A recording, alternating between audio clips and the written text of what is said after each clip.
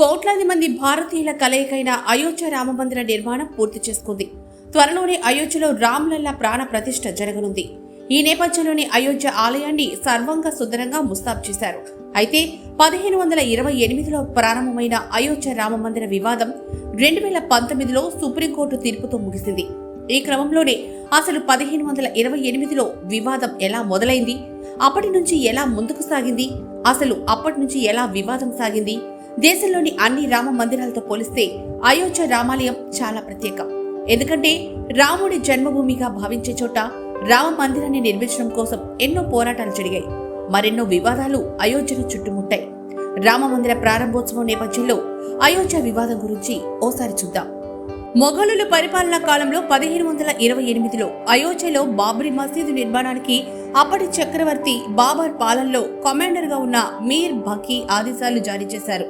అయితే బాబ్రీ మసీదు నిర్మించిన చోటే శ్రీరాముడి జన్మస్థలం అని చెబుతూ ఉంటారు. అయితే 1843 నుంచి 49 వరకు మసీద్ చుట్టూ అనేక వివాదాలు నెలకొన్నాయి.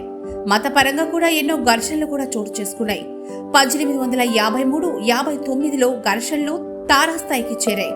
దీంతో అప్పుడున్న బ్రిటిష్ ప్రభుత్వం అయోధ్యలో ఉన్న వివాదాస్పద భూమి చుట్టూ కంచెలు ఏర్పాటు చేసింది. మసీదు లోపలి భాగంలో ముస్లింలు, బయటి భాగంలో హిందువులు ప్రార్థనలు చేసుకునేందుకు అనుమతులిచ్చింది. ఇక భారతదేశానికి స్వాతంత్ర్యం తరువాత 1949 సెప్టెంబర్ 23వ తేదీన అయోధ్య వివాదం మరోసారి తారస్థాయికి చేరింది. మసీదు లోపల శ్రీరాముడి విగ్రహాలను గుర్తించినట్లు హిందువులు చెప్పడం అప్పట్లో సంచలనంగా మారింది.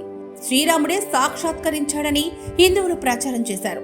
అప్పుడు మత ఘర్షణలు జరుగుతాయేమో అన్న భావనతో మసీదు లోపల నుంచి విగ్రహాలను తొలగించాలని అప్పటి ఉత్తరప్రదేశ్ ప్రభుత్వం ఆదేశాలు జారీ చేసింది.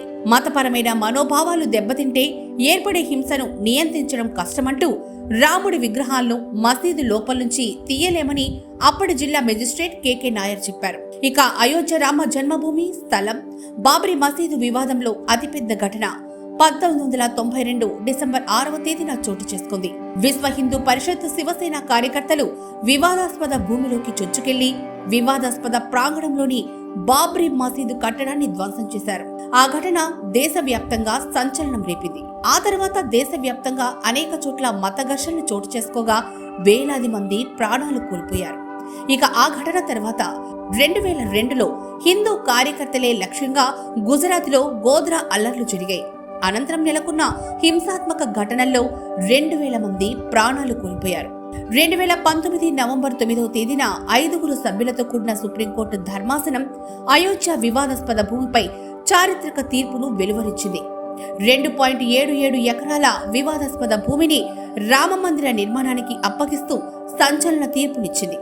మరో 5 ఎకరాలను మసీదు నిర్మాణానికి కేటాయించింది.